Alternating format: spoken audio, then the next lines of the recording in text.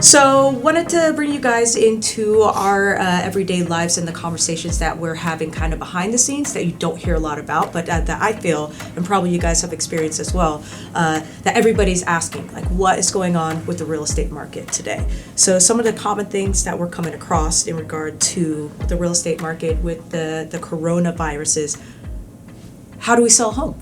What's happening? Or should we sell a home? Or should we buy a home? Yeah. Yeah. So, and then obviously we have Miguel here as well on the financing side to kind of talk about what he's experiencing on that side. So what's one of the top things that you're dealing with right now, Jack? People are scared. They're not sure what they should do. They're not sure if they can even leave their homes and how that affects them with their jobs, let alone purchasing or selling real estate. So I think it's just a matter of realizing that this will pass and it's not going to be forever. And if you do get sick, or if you're around someone that gets sick, it's not a death sentence. There is caution that's needed, but I think there just needs to be a little bit of a leveled mind as well, that take care of your own, take care of yourself, but also the world does still go on.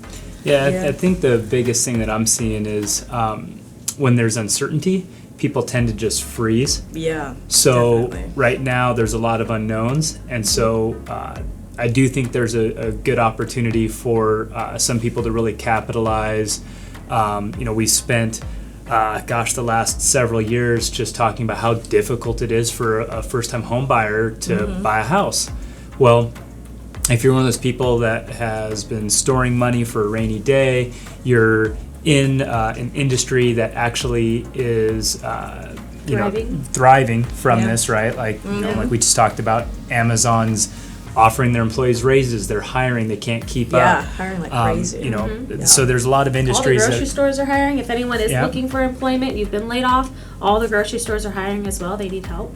Exactly. So if you're one of those people that you know that your job stability is there, you've stored money, you're paying rent, your rent payment's the same as your mortgage payment, well, here's a great opportunity now to jump in the game and maybe not compete against 15 people. You're probably still going to compete against some, because we're seeing that every day. People are still buying houses, people are still closing, but it does give you a little bit of an advantage. And so these are conversations that we want to have with people every day. Absolutely. And we're not the type of advisors that tell everybody, okay, everybody should buy. That's just crazy advice, because there are some industries where we're like, hey, stay on the sidelines. That's also the same for if this wasn't happening. Correct. Right? Everyone shouldn't buy at the same time, or maybe it's not the right time to sell.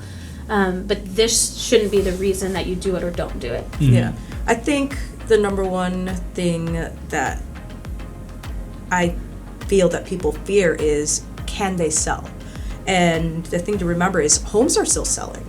Homes are selling via like virtual tours, 3D tours on houses. Virtual open houses. Virtual open houses right now. There's a few agents in our office that have sold a handful of houses without the buyer ever stepping in. There are corporations who are doing the same thing, who have always purchased houses that way. So it's not a matter of, will my house sell? It's going to sell. The market is still very strong, real estate market. And that's the thing to remember, that you have all these different outliers happening and they're kind of coinciding, but not.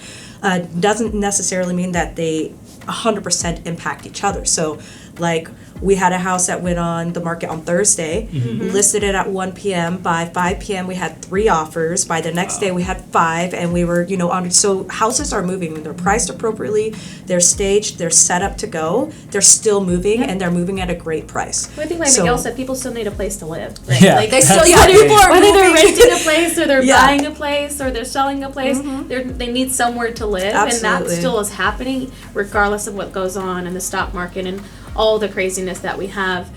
People still need a place to live. And I think a fun thing, maybe for you to bring up, sorry to interrupt, but people watching the stock market and wondering how that's impacting their mortgage rates, right? Like going from stock to bond to bond to stock. You mean the Fed rate that went to 0? Yeah, yes, no one's getting a 0% house mortgage rate. Let me tell you that now. That is probably the most popular question. We actually shot a podcast on this yesterday with 2 of my coworkers, and as soon as that happened, Sunday, mid-afternoon, phone starts blowing up.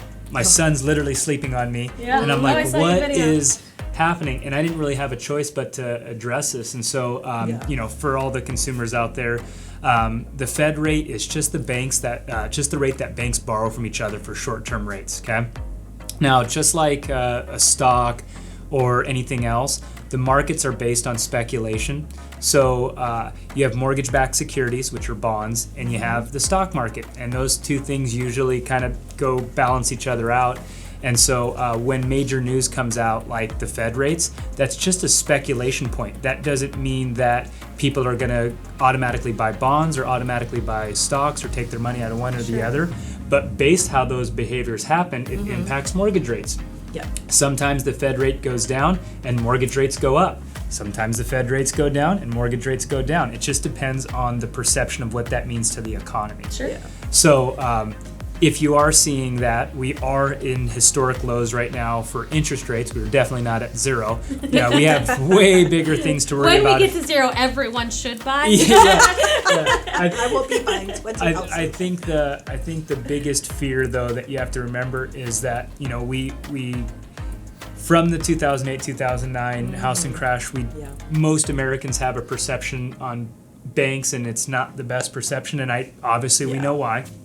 But you do have to understand that all of us have money in banking, and one of the things right now that we're doing through this stimulus package is making sure that the banks have liquidity. Okay, and so what this means is that if you walk into your bank and your bank lent out all the money, right? Because we can't even handle the refi business there is right now, and you go take $1,000 out of your bank account, and your bank doesn't have the money because they lent it all out, and you start spreading that. Next thing that happens is that you get a run on the banks. Okay, everybody's in line, panicking, going, I got to get my money out because the bank, they don't have any money. So part of this package is to make sure that all these lenders have liquidity. What happened in 2008 and 2009 is dramatically different than this. Right. In 2008 and 2009, banks were getting killed financially because people were defaulting on mortgages. People are not defaulting on mortgages right now. I think that's an important point. Sorry to cut you off, but a lot of people are comparing this time to that time. It's not that. Right? When they hear these words of possible recession or possible downturn, I think it's a really good point to point out that this is not the same. This may be a pause on things, but it's not the same as what happened then with people defaulting on their home loans. And it's just a completely different world. And I hope that brings a little security to people as well, that it's not the same. And people also tie recession with housing crisis, and they're two different things. You can have both simultaneously. We saw that in 2008, we saw it in 2009, but you can also have them be separated. You can go through a recession and have a strong housing market. In fact, houses have generally appreciated in recessions, just not the most recent one that scares the heck out of all of us. So we need to be making sure that we're educated on these topics, and that's why I'm happy that we're having these conversations. Absolutely. But you brought up the exact point that I was going to jump in on when I had a moment, was just that the recession is separate from our housing market at this moment. Like, people are, number one searches on Google right now are like lower housing prices, and they're not going down right now. They are holding strong, they're holding firm, and they're going above list, actually. So our market is continuing to increase in value on the homes, if that makes sense, because we have such a low inventory that people are still fighting over them, right? And again, going back to the coronavirus, it was like this before that, right? Yeah. And we may see a change in that in the future, right? None of us can predict that. Yeah. But the reality is, it's kind of the same as it was before. Yeah. People still need a place to live. They're pre-approved before. They're still pre-approved. They want to find a home. Sellers still need to move, right? Everyone doesn't sell just because they want to. Most of the time, people sell because they need to. Yeah. And we still need more houses because there's still so many buyers, like Miguel said, with the low interest rates. One part that's so difficult with the real estate market is that you're always throwing darts at a moving target, right? Yes. And so generally, if you're a consumer and you hear either rates go down or you hear that it's a good time to buy, 9 times out of 10 you miss the boat, right? And so what we're trying to do with all of our home buyers is really educate them, right? So I had some buyers that they were thinking about backing out of a house over some inspection items, and they were decent sized inspection items, right? It was like a roof and some other things, and I locked them literally when rates hit that bottom. And at the time they were thinking about backing out, I quantified it for them. I said, listen, Backing out now means that you start from scratch, and if you start from scratch, here's your rate today. What that equals over a 30-year time frame is $100,000 of interest. Right. So, is the $5,000 or $10,000 you're battling over worth losing $100,000 interest? Right. Now, it's not fair to you guys as realtors because you don't get to see the market that we do. So when you're representing your client's best needs and you have a stubborn seller, you might be going, hey, let's walk away from this. But that's why we're partnered together, and that's why we have those conversations. Hey, how's this going to impact my borrower on the financial side? Right. Yeah. So When it goes to affordability, right? A lot of times people ask, when is it the right time to buy? And I always say, doesn't matter the price, doesn't matter the interest rate. If you can afford the house you like, buy it.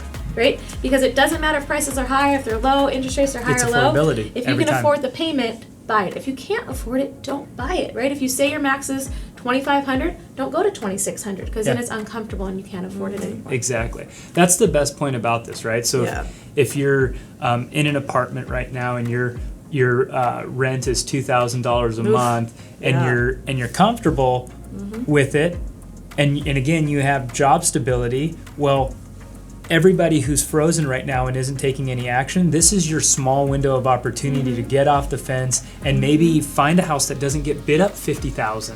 Yeah. Right? Yeah. So absolutely. there are these little pockets where if you're paired with professionals that are telling you this is a good time, and they have your best interests at heart, it could be a great opportunity. Yeah. So, Well, and like November said, we need more houses. We do still have these buyers that are out looking, whether it's a virtual tour or virtual open house, and we just need more sellers. It's a great opportunity for sellers that want to upgrade to that next big home, right? Yeah. Sell high, interest rates are low to buy your next home. Or even downsize. Or There's a downsize lot as of well. people It's just a trying to great downsize, opportunity to do that because you can still get the most bang for your buck, but also have a low interest rate on your purchase, Yeah. right?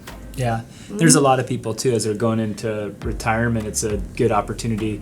Sell the rental property, Yep. cash your house out.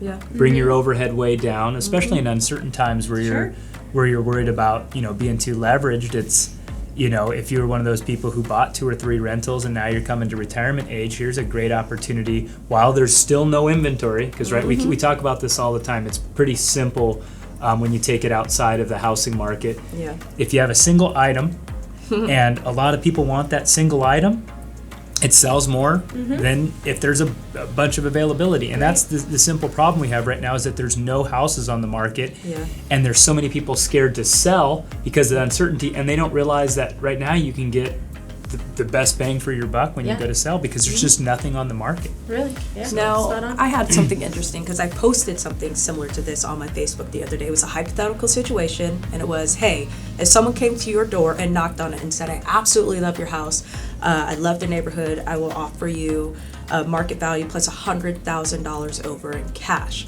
for you to move out in a week, what would you do? And so I got a lot of response from that because people were like, absolutely, like hands down, no, not a problem. And then I also got people be like, well, where would that put me? If I was there and somebody came in and offered me $100,000 over market value of this home and I sold it, where does that put me on the buying side? And so you kind of have that conversation. I said, hey, that was a great point to make. Like, you definitely are in there, but we do help families sell and purchase at the same time. And so the backside of that is, hey, you've had this house for 5 years, you've built that equity, now you're getting even more cash on top of that, so you're able to use that equity to roll into the next house that is either bigger or smaller, whatever you're doing. And often you're for the not same payment or lower. Exactly, and so that's the goal, right? To use that to be able to keep your payments around the same amount. Yeah. And I just thought it was a good point because people do have that conversation. Is it the right time to sell? Because if it is such a bull market, if you will, on the buying side, where does that put me when I sell? And that's where we come in, because like I said, we do help families buy and sell at the same time. And so there's different strategies that we use to make sure that you're not just left out. Yeah. Yeah, I That think makes that's sense. the biggest fear, right? Is that you Yeah. don't want to be homeless. Absolutely. Exactly. But every day we do these simultaneous closes. They take more massaging. Yeah. They do, right? Yeah. But we do them Yeah. every Yeah. single day, and I think we're very aware of our sellers and buyers' circumstances, and we build those time frames in to make Yeah. sure that they're not in a hotel for 6 days, right? Yeah. The other thing that you brought up is, you go sell and you make $100,000 more, and people are asking, well, doesn't that just wash me on the buy side? Not necessarily. It depends Exactly. what your strategy is, right? Because you have to remember real estate happens in pockets. It's not like that there's not areas that that aren't doing better than other areas, Yeah. and price ranges too. So like a friend of mine, when he went to sell his house, he sold his house. It went way above list price, but then he went to a price range that was stagnant. He went up in price, and he ended up getting it for $50,000 less than what the list price was because that price range wasn't moving, and it put him pretty dang close to the same payment to upgrade. Right. So these are strategies that make a ton of sense as you're trying to juggle this. But again, we have to hear your individual circumstances, Absolutely. Yeah. right? And Yeah. really, Yeah, everything we're saying doesn't work for everyone, Correct. right? That's when we Yeah. have the conversations. What are your needs? What do you want out of this? And then we can coach you through. Is it the right time? Is it not the right time? Let's talk through that. Yeah, and then the time frames are different as well. Like you have some families that are like, hey, I want to sell, and then go hang out in Airbnb and take my time to find. And other families that are like, no, I want to find the house first, and once I find it, then put it on. So that Sure. we're working with whatever your specific needs are. But it always comes out in the end. Yeah. yeah, I think that's probably a good place to end this, right? Yeah. And really invite the conversation. So, if any of you have more questions for the girls and you really want to get a better understanding of what your options are on the real estate side, or if you just have some questions on the finance side, it doesn't matter if you do business with us or not. We love giving people information. Really, this is our passion. We talk about this all day if you let us. So Every day. More than we'd like to admit. if there's Yeah. anything that you want to let everybody know. No, so. I think that was kind of it. We're here to answer all of your questions, whatever your needs are. It doesn't even necessarily need to be Right. real estate at the time, because I know a lot of people are kind of bunkering in. So if you just want to have a friendly conversation with somebody, we're here for that as well. So Yeah. yeah. Awesome. Awesome. Have a great day, everyone. All right, guys. Bye. Take care.